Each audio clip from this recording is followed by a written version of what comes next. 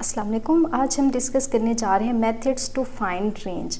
अब कोई भी आपको फंक्शन गिवन हो उसकी डोमेन कैसे फाइंड करते हैं, ये हमने प्रीवियस लेक्चर्स में बहुत ही डिटेल में उसके बहुत सारे मेथड्स हमने देखे थे। बट आज हम जस्ट रेंज को देखने जा रहे हैं कि कोई भी फंक्शन, चाहे वो लीनियर है, क्वाड्रेटिक है, रैशनल है या कोई भी क्यूबिक फंक्शन या इस टाइप के कोई भी फंक्शंस आपको गिवन है, उसकी रेंज कैसे देखेंगे।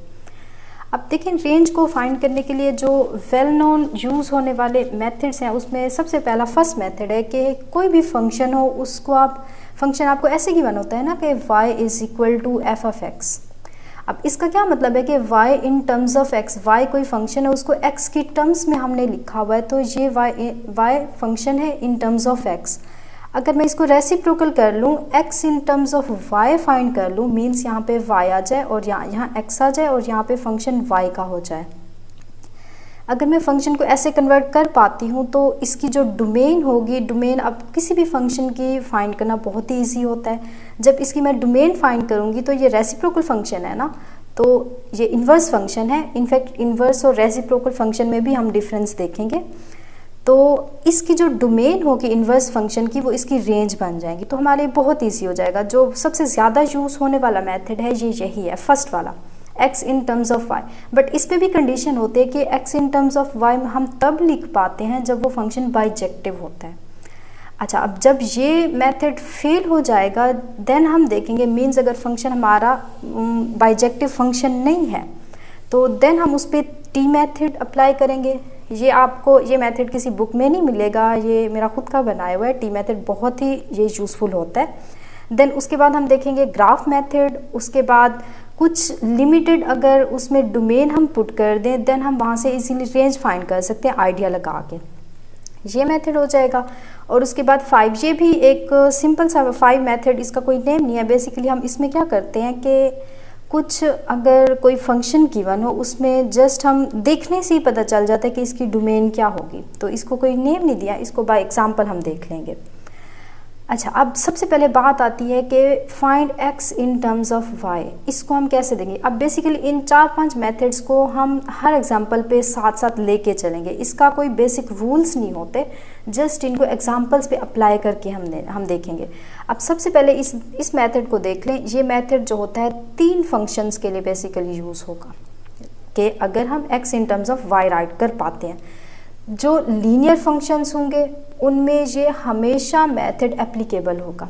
लीनियर फंक्शंस का मतलब ये ऑलरेडी हमने किया हुआ है कि ऐसा फंक्शन जिसमें उसकी डिग्री, पॉलिनोमियल की डिग्री या हाईएस्ट पावर जिसको कहते हैं वो 1 हो। फॉर एग्जांपल यहाँ पे मैंने राइट किया y इक्वल x प्लस 3, तो ये एक लीनियर फंक्शन है। लीनियर फंक्शन में क्या होता है, x की जो पावर है वो जस्ट 1 होती है। अगर मैं इसको अब स्केयर कर दूँ तो ये एक क्वाड्रेटिक इक्वेशन बन जाएगी। तो लीनियर के लिए हम देखेंगे इसमें। देन सेकंड हम बात करेंगे कि क्वाड्रेटिक फंक्शन ये होना चाहिए। क्लियर होगी बात। अच्छा, नेक्स्ट अगर कोई रैशनल फंक्शन आ जाए, इन तीनों फंक्शंस को हम देखेंगे तो ये हमारा मेथड जो है फेल नहीं होगा। Linear, quadratic and rational, in 3 functions के लिए हम फर्स्ट वाला मेथड यूज़ करेंगे। अच्छा, अब नेक्स्ट है टी मेथड। इसको भी इंशाल्लाह हम प्रीवियस लेक्चर, अब देखिए टी मेथड बेसिकली कुछ लेंथी एग्जांपल्स जो आ जाएंगी उसको हम फाइंड करने के लिए यूज़ करेंगे। अब थोड़ा थोड़ा मैं आपको बता दूं कि कौन सा मेथड कौन से फंक्शंस के लिए यूज़ होगा। फॉर एग्जांपल अब टी मेथड जो है इसको x in terms of y में भी कर सकते हैं, बट कुछ इस तरह का अगर हमारे पास फंक्शन आए कि log function, exponential function, modulus functions या ग्रेटेस्ट इंटीजर, ये सारे जो फंक्शन प्रीवियस हमने किए हैं ये अगर मिक्सअप होके आ जाएं देन हम टी मेथड यूज़ करते हैं। क्लियर होगी बात। और अगर कुछ इस टाइप का फंक्शन आ जाए कि x mod plus 1 and x mod plus 5, अब देखिए ये भी इनफैक्ट टी मेथड से इजीली हो जाएगा। बट इस टाइप के क्वेश्चंस को अगर हम करें, इसकी डोमेन तो इजीली फाइंड हो जाएगी, बट मैं रेंज की बात कर रही हूँ। रेंज इसकी फाइंड करना थोड़ा डिफ़िकल्ट होता है, तो रेंज टी मेथड से आसानी से हो जाएगी। और अगर इसी को हम इसी फंक्शन, इस टाइप के फंक्शन को रेंज फाइंड करना चाहें तो x in terms of y में भी ये क्वेश्चन हो जाएगा। तो इंशाल्लाह इसको हम नेक्स्ट डिस्कस करेंगे। फिलहाल मैं आपको टाइप्स बता रही हूँ कि कौन से फंक्शंस में कौन सा मेथड यूज़ होगा। अब से मॉडुलस फंक्शन था, अगर मैं यहाँ पे एक्सपोनेंशियल फंक्शन लगा दूँ, फॉर एग्जांपल कोई भी आपका यहाँ फंक्शन है 2 पावर x प्लस 2, इस टाइप का फंक्शन हो, आप ये भी दोनों में यूज़ हो जाएगा। x in terms of y भी इसको फाइंड कर सकते हैं और t मेथड भी इस पे यूज़ हो जाएगा। और अगर इसी में एक्सपोनेंशियल फंक्शन में मॉडुलस फंक्शन इंक्लूड कर दें तो अब इसको हम फाइंड नहीं कर सकते x in terms of y। क्यों? क्योंकि देखिए x इसमें अब हम x in terms of y write ही नहीं कर पाएंगे, ये एक्सप्लिट नहीं होगा। x इसमें जितना भी हम ट्राई करें x in terms of y function right नहीं कर पाएंगे। तो इस तरह के क्वेश्चंस को हम t मेथड से सॉल्व करेंगे। अच्छा, अब फॉर एग्जांपल इसमें log फंक्शन भी इंक्लूड हो जाए, प्लस यहाँ पे log आ जाए, log टू दी बेस कोई भी आ जाए, यहाँ पे x हो या x स्क्वायर हो, इस टाइप का फंक्शन। अब तीनों फंक्शन कंबाइन होके आ गए हैं, तो इसको भी हम टी मेथड से करेंगे। वेल नोन मेथड जो सबसे ज़्यादा हम यूज़ करेंगे इस टाइप के क्वेश्चन में, जो थोड़ा ट्रिकी डिफ़िकल्ट हो जाते हैं, वो टी मेथड से यूज़ होंगे। मैं अगेन आपको बता रही हूँ ये टी मेथड मेरा खुद का है, इसको ये मेथड आपको किसी बुक से नहीं मिलेगा। अच्छा, देन हम ग्राफ से कैसे देखेंगे। अब कोई भी फंक्शन हो, अगर उसका आपको ग्राफ आता है, फॉर एग्जांपल अगर मैं मॉडुलस फंक्शन की बात करूँ, ग्राफ्स हमने बहुत सारे फंक्शंस के पढ़े हुए हैं, तो यहाँ से हम रेंज अगर देखना चाहें, ग्राफ में रेंज के फंक्शन हमारा जा रहा है। चलें इसको मार्कर यहाँ से चेंज कर लेते हैं, ये फंक्शन है मॉडुलस फंक्शन का। अच्छा, अब फॉर एग्जांपल इसकी रेंज आपको भूल गई, इसका ग्राफ आपको याद है, तो इसके ग्राफ में देखें जो फंक्शन है वो देखें पॉजिटिव। अब इसमें जो रेंज आ रही है वो क्या है, एक्स एक्सेस से ऊपर फंक्शन है। इट मीन्स अब देखें एक्स एक्सेस में नेगेटिव वैल्यूज़ भी इंक्लूड हो रही हैं और पॉजिटिव वैल्यूज़ भी इंक्लूड हो रही हैं अगर मैं एक्स की बात करूं। बट हम यहाँ पे रेंज देखना चाह रहे हैं, रेंज क्या होती है, y की वैल्यू। अब देखिए y की वैल्यू नीचे क्या हो रही है, नेगेटिव हो रही है, और ऊपर y की वैल्यू क्या है, पॉजिटिव है।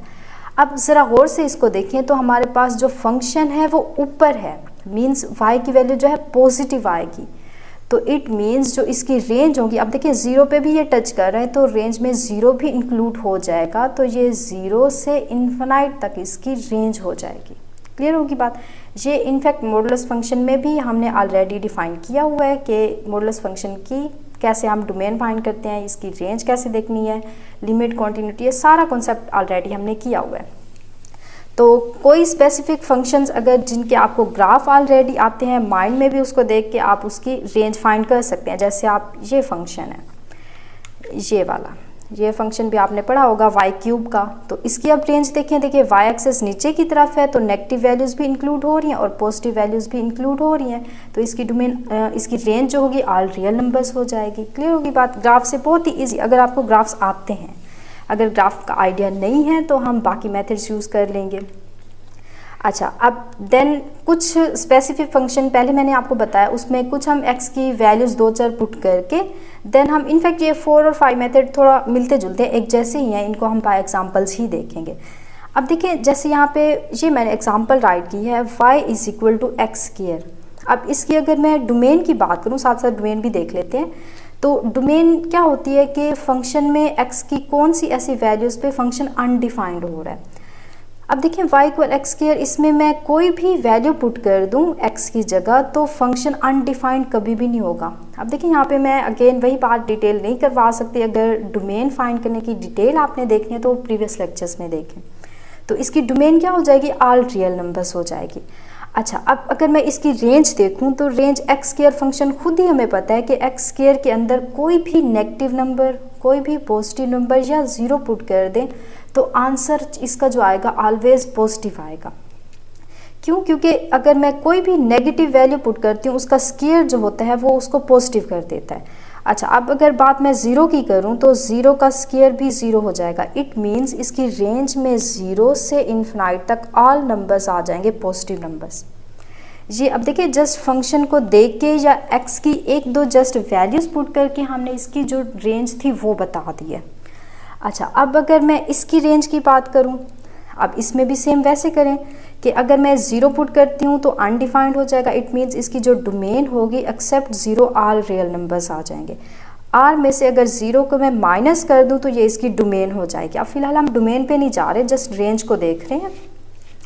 तो रेंज में देखिए इसमें अगर x की कौन सी ऐसी वैल्यू मैं पुट करूं कि आंसर 0 आए, तो 0 कभी भी नहीं आएगा, तो इट मीन्स इसका आंसर 0 कभी भी नहीं आ सकता। बट अगर मैं इसमें बात करूं कि कोई भी मैं यहाँ पे पॉजिटिव नंबर्स पर पुट कर देती हूँ तो फिर भी ये फंक्शन डिफाइन हो जाएगा। अच्छा, अब अगर मैं इसमें कोई नेगेटिव नंबर्स पुट कर दूं, अच्छा अब एक और मेथड भी है, इसको x in terms of y right कर लें तो ज़्यादा इजी हो जाएगा। कैसे कि y इज इक्वल टू है 1/x। ज़रूरी नहीं आप इसी मेथड से इसको सॉल्व करें, इसकी रेंज जो है फाइंड करें। तो अब रेसिप्रोकल फंक्शन इसको x in terms of y करना है तो x इस साइड पे और y यहाँ पे डिवाइड हो जाएगा, तो ये x। अच्छा, अब जो इस फंक्शन इसको हमने क्या किया, इसका इन्वर्स फाइंड कर लिया, इसको x की जगह y और y की जगह means x in terms of y function. अब ये जो ऊपर वाला फंक्शन है ये है y is equal to F of x, और ये जो फंक्शन मैंने लिखा है ये है x equal F of y, x in terms of y मैंने राइट कर लिया। अब जो इस फंक्शन की डोमेन होगी वो इस ऊपर वाले फंक्शन की रेंज बन जाएगी, क्योंकि एक दूसरे को इन्वर्स फंक्शन है तो डोमेन रेंज भी इसकी इन्वर्स हो जाएगी। अब ज़रा गौर से देखें इसमें क्या हो रहा है कि इसकी अगर मैं डोमेन देखूं तो डोमेन इसमें क्या हो जाएगी, अगर इस फंक्शन में इसको लेट करूं तो इसमें जो y है वो नॉट इक्वल टू 0 होना चाहिए, क्योंकि ये फंक्शन 0 पे क्या हो जाएगा, अनडिफाइंड हो जाएगा। अब इट मीन्स 0 के अलावा मैं सारे नंबर्स ले सकती हूँ, r-0 लिख सकती हूँ, या इसको हम अगर इंटरवल फॉर्म में राइट करें तो इसकी रेंज हो जाएगी -∞ से 0 को इंक्लूड नहीं करना, यूनियन 0 से इन्फिनाइट तक, ये इसका आंसर, इसकी रेंज का आंसर आ जाएगा। तो यहाँ से इजीली फाइंड कर सकते हैं। अच्छा, अब अगर मैं रूट की बात करती हूँ, अब रूट में ऑलरेडी हमने देखा, अगर इसकी डोमेन की बात करें तो रूट x का हमने कहा था ग्रेटर और इक्वल, अगर रूट ऊपर है, अगर डिवाइजर में है तो 0 पे इक्वल का साइन नहीं लगाते, तो इट मीन 0 से +∞ तक ये इसकी डोमेन आ जाएगी, ये +∞, 0 से +∞, ये आ जाएगी इसकी डोमेन। अच्छा, अब यहाँ पे ये 0 इंक्लूड हो रहा है तो इसलिए क्लोज का साइन मैंने लगा दिया। अच्छा, अब अगर इसकी मैं रेंज की बात करती हूँ तो रेंज में क्या होगा, अब इसको फंक्शन को देख के ही आप बता सकते हैं रेंज कैसे आएगी, कि रेंज अब देखिए जो रूट है, रूट x के अंदर अगर मैं 0 पुट कर दूँ तो आंसर 0 आ जाएगा, और अगर रूट x के अंदर कोई भी पॉजिटिव नंबर पुट करूँ तो मुझे पॉजिटिव रियल नंबर्स ही मिलेंगे, और अगर मैं रूट के अंदर नेगेटिव वैल्यूज़ को पुट करती हूँ तो नेगेटिव पे अनडिफाइंड हो जाएगा, मींस अब अगर मैं पॉजिटिव वैल्यू पुट करती हूँ तो पॉजिटिव ही आंसर आएगा। कहने का मतलब यह है कि जो रूट x होता है ये कभी भी नेगेटिव वैल्यू नहीं देता। क्लियर होगी बात। तो नेगेटिव वैल्यू अगर रूट के अंदर आ जाए तो वो क्या हो जाती है, कॉम्प्लेक्स में चला जाता है, बट जो कैलकुलस में हम स्टडी करते हैं वो जस्ट रियल नंबर्स की करते हैं। अंडर डोमेन एंड रेंज अगर कॉम्प्लेक्स नंबर आ जाए तो हम कहते हैं ये फंक्शन अनडिफाइंड है, इस पर डिफाइन नहीं हो रहा। तो इट मीन्स हमने यहाँ से क्या देखा कि जो हमारी रेंज, जो हमारा आंसर आएगा 0 भी आ सकता है और सारे पॉजिटिव नंबर्स आ सकते हैं, तो ये इसकी रेंज आ जाएगी। अच्छा, अब सेम जो रूट 4 - x है, अब इसकी अगर मैं डोमेन की बात करूँ तो डोमेन तो बहुत ही ईजी हो जाता है इसको फाइंड करना, कि 4 - x इसको आप पुट कर दें ग्रेटर आर इक्वल टू 0, कि 0 भी इनफैक्ट हो सकता है, अगर ये 1 डिवाइज़र में होती ये रूट तो हम 0 के पे इक्वल नहीं लगाते, ये भी ऑलरेडी हमने डिस्कस किया हुआ है। तो इट मीन्स अब यहाँ से अगर मैं x की वैल्यू फाइंड करूँ तो 4, ये x दूसरी साइड पे नेगेटिव का है तो ये पॉजिटिव हो जाएगा, और अगर मैं इसको ऐसे राइट करूँ तो ये, अब ये इसकी डोमेन आ गया कि x जो है हमने 4 से लेस और इक्वल लेना है। क्यों, अब देखिए 4 से लेस या उसके इक्वल क्यों ले रहे हैं, कि अगर 4 यहाँ पे x की वैल्यू 4 से ग्रेटर ले लूँ, मीन्स यहाँ पे 5 ले लूँ, तो 4 - 5 आंसर -1 जो कि अनडिफाइंड हो जाएगा। इसकी डोमेन कॉम्प्लेक्स नंबर्स में चली जाएगी, जो कि हम कैलकुलस में स्टडी नहीं करते कॉम्प्लेक्स नंबर्स की। अच्छा, अब ये तो होगी इसकी डोमेन की बात। अब अगर मैं इस फंक्शन की रेंज की बात करूँ तो रेंज अगेन वही बात, अब इसका आंसर कुछ भी आ सकता है। देखें 0 4 - 4 करें तो 0 भी आ जाएगा और पॉजिटिव नंबर्स भी सारे आ जाएंगे। ये फंक्शन देख के ही हमने बता दिया कि इसकी 0 से इन्फिनाइट तक आ जाएगी। क्लियर होगी बात। ये कुछ वेल नोन एग्जांपल्स कि जिसको हम जस्ट देख के ही बता सकते हैं, कुछ स्पेसिफिक डोमेन की वैल्यूज़ पुट करके, एक्स की वैल्यूज़ पुट करके रेंज हमने बता दी। अच्छा, अब थोड़ा देख लेते हैं कि अगर हमने x in terms of y function अगर हमें कोई गिवन हो, x in terms of y, first वाला मेथड देख रहे हैं, इसको कैसे हम सॉल्व करेंगे। फॉर एग्जांपल आपको एक फंक्शन y गिवन है, y is equal to x + 2 divide x - 3। अब इसको हम फाइंड करना चाह रहे हैं x in terms of y, तो सबसे पहले हम इसको रीअरेंज, ये x - 3 दूसरी साइड पे आ जाएगा और x + 2 हो जाएगा।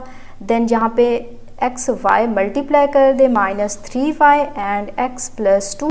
अब x वाली टर्म्स को एक साइड पे कर लें क्योंकि x in terms of y हम फाइंड करना चाह रहे हैं। तो x और ये x वाली टर्म है इसकी दूसरी साइड पे ले आए -xy, और 2 जो है इसको दूसरी साइड पे ले आए -2। अब यहाँ से x मैं कॉमन ले सकती हूँ तो 1 - y हो जाएगा एंड यहाँ पे -3y - 2। अब x in terms of y find करना है तो ये दूसरी साइड पे आके डिवाइड हो जाएगा -3y - 2 डिवाइज़र में 1 - y। अच्छा, अब देखें इसमें अगर मैं माइनस जो है इसमें कॉमन लेके डिवाइज़र में इसको मल्टीप्लाई कर दूं तो ये ऊपर वाली टर्म्स जो होंगी वो प्लस हो जाएंगी। तो अब ये क्या हो जाएगा, y - 1 हो जाएगा। क्लियर होगी बात। अच्छा, अब देखें डिवाइज़र में अगर यहाँ से भी डोमेन सिंपल फाइंड कर लें तो एक ही बात होगी। अब इस फंक्शन की जो डोमेन होगी वो इस रियल फंक्शन की रेंज बन जाएगी। ये हमने देखा है कि इन्वर्स फंक्शन में ऐसे ही होता है। अब अगर मैं इसकी डोमेन फाइंड करूं कि ये जो डिवाइज़र में है 1 - y, ये कभी भी ज़ीरो नहीं होना चाहिए। अब ये ज़ीरो कब होगा, जब मैं 1 पुट करूंगी। y की जगह 1 पुट करें, 1 - 1 तो ज़ीरो हो जाएगा। तो इट मीन्स यहाँ पे मैं ऑल रियल नंबर ले सकती हूँ एक्सेप्ट 1। ठीक हो गया। तो ये जो अब इस फंक्शन की डोमेन है, अब इनफैक्ट इस फंक्शन की रेंज बन जाएगी। तो इस फंक्शन की रेंज अगर मैं लिखना चाहूँ तो इसकी रेंज इस फंक्शन की, अगर डोमेन की बात करें वो भी राइट कर लेते हैं। फिलहाल हम रेंज फाइंड कर चुके हैं। तो रेंज क्या है कि रियल नंबर में से 1 को माइनस कर दें। अच्छा, अब डोमेन इसकी देखें x - 3, अगर मैं डिवाइज़र में 3 पुट करती हूँ तो x की जगह 3 पुट करती हूँ तो ये डिवाइज़र 0 हो जाएगा। तो इट मीन्स ये जो ऑल रियल नंबर्स हैं इनमें से अगर 3 को माइनस कर दूं तो ये फंक्शन डिफ़ाइन हो जाएगा। जस्ट ये 3 पे डिफ़ाइन नहीं हो रहा, तो इस फंक्शन की ये डोमेन होगी और ये रेंज होगी। क्लियर होगी बात। चलिए आज के लिए इतना ही काफ़ी है। इंशाल्लाह